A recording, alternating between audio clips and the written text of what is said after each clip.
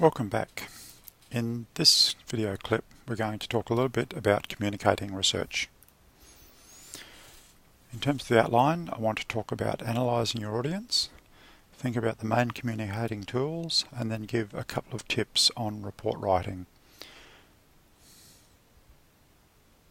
First of all, analysing your audience.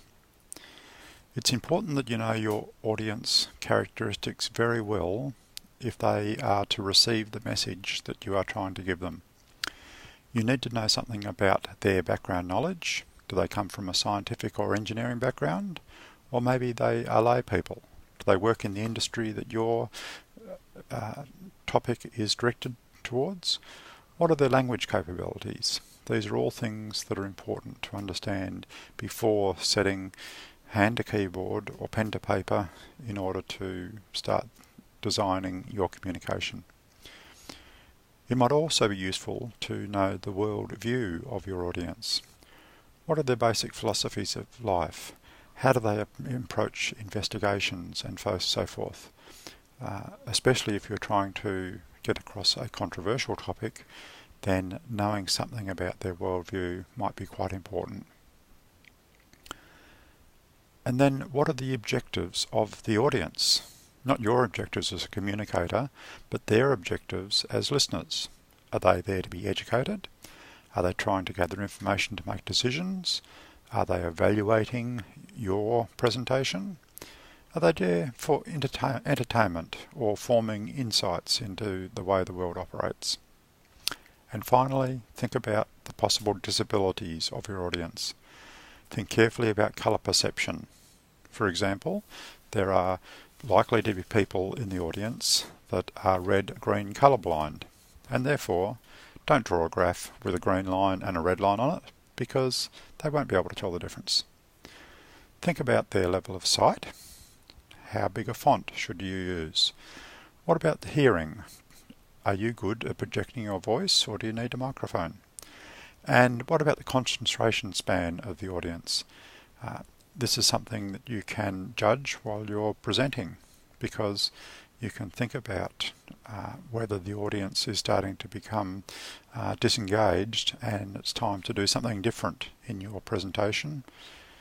Similarly with writing, having very long pieces of text without any breaking up of this material might mean that you lose the concentration of the reader.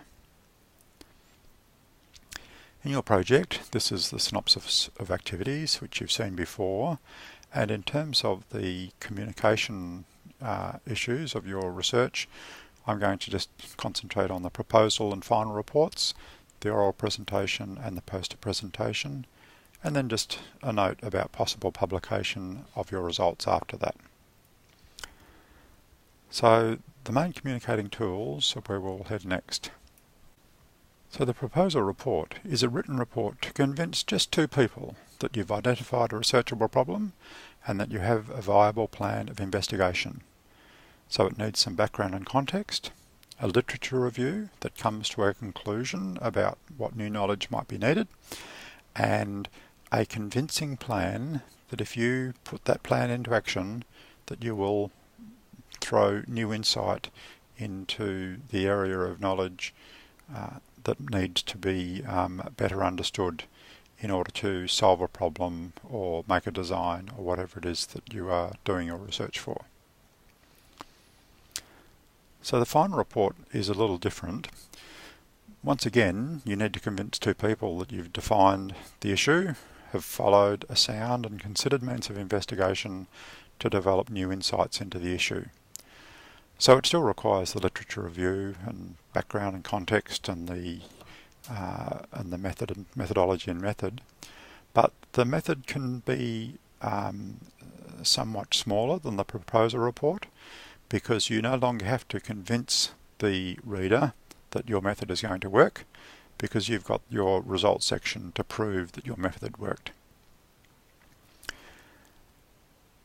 You need to ensure that the conclusion that you draw in your total report aligns with the objectives of your research or the area of new insights that you said were needed at the end of your literature review. This is often the first place that an assessor of a report will look for to see whether the question asked has actually been answered. The other aspect about your written report is that it's likely to be read by a broader and probably engineering audience to communicate the issue and the insights developed. So you could probably assume that these are people of the same discipline that you are, or maybe nearly the same. So in this department we have environmental, geomatic and civil engineers, and so being able to communicate equally to all of these people is probably an aim of a report of the style that you are writing. The other type of communication you'll be engaging in is a poster. Now there are several types of posters, and some are supported by the author, which means that when the audience is looking at the poster, there is an author of the research there to explain aspects of or insights into the work. In other circumstances, the poster might have to live independently of the author, so the author is not there to do any explanation. And the poster may or may not be supported by a written paper of some sort that can be referred to. So in the infrastructure engineering research project, the audience member is supported by the author. The author will be there to help explain. So the objective is to attract a single observer and to provide support to communicate a story. So therefore it is important that your poster has the necessary graphics and that you as the author are likely to be welcoming and attract people that are looking at possibly many posters to come and hear your story. Along with oral presentations, it's a very common means of communicating research. The oral presentation is another type of presentation that you will be giving. It's generally supported by audio-visual tools, and in the case of your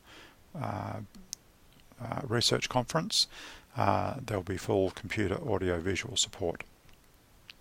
The length might vary from just a few minutes to an hour, and in your case will be around 15 minutes for presentation and questions. You need to strike a balance between self-promotion and meeting the objectives of the audience. This is the opportunity that you can tell a lot of people about the work that you are doing and the capabilities of yourself as a researcher or engineer. But you need to keep in mind that the audience is interested in the work as well as your capabilities. It's important to realise that you do not have to present every piece of your investigation. Indeed, it would be impossible to do so in 15 minutes. Pick out those bits that are interesting or challenge people's intuition, or just provide some nice explanations of phenomena that the audience might be interested in. So this will allow you to keep the audience attention and encourage them to go and read the fuller account of your work in your written presentation.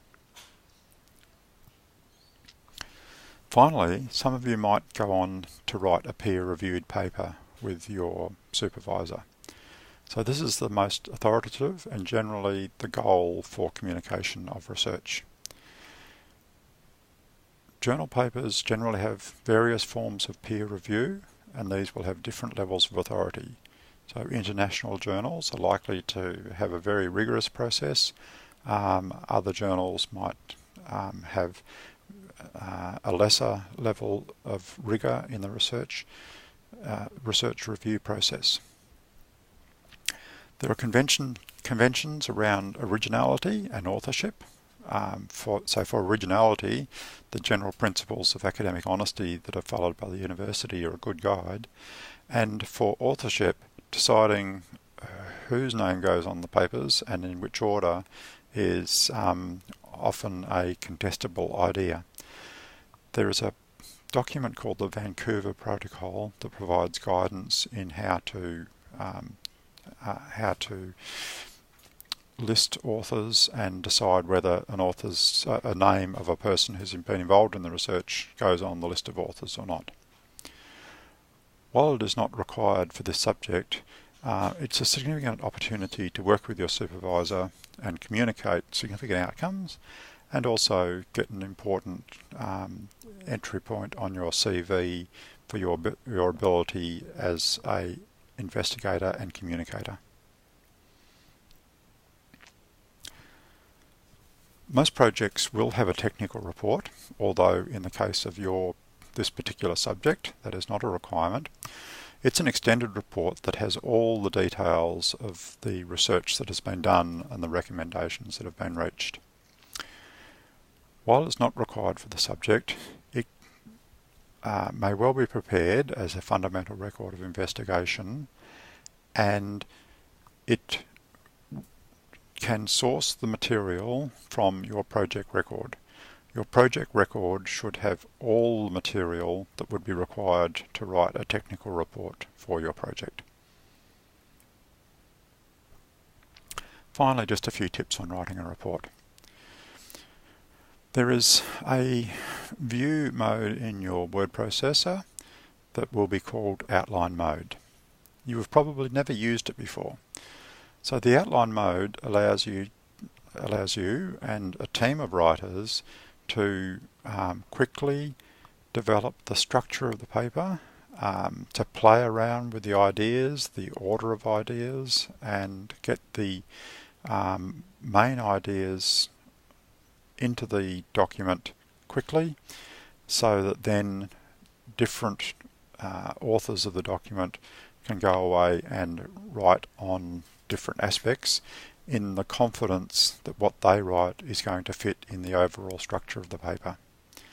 I would encourage you strongly to look at the tutorial material provided in your word processing help files to learn how to use outline mode.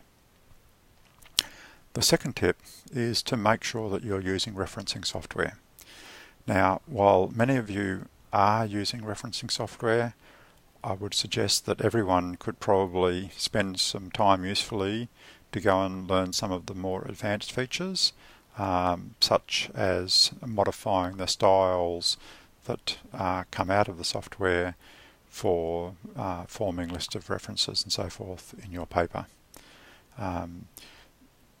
These software are also very useful in the investigation phase and in archiving the various pieces of literature that you have been looking at.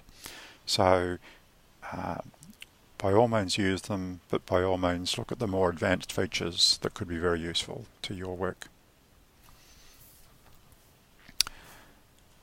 So finally, just to think about the Endeavour exhibition. Some of you may like to take the opportunity to exhibit your work at the Endeavour exhibition. It's an important opportunity to get your work seen by the public, by all your colleagues, and by potential employers. And while it might seem like a long period of time to spend communicating your research, you only need a few people that are really interested that could make a vast difference to the way that your research is seen and the opportunities that might come for you. Thank you, and I look forward to seeing the results of your research.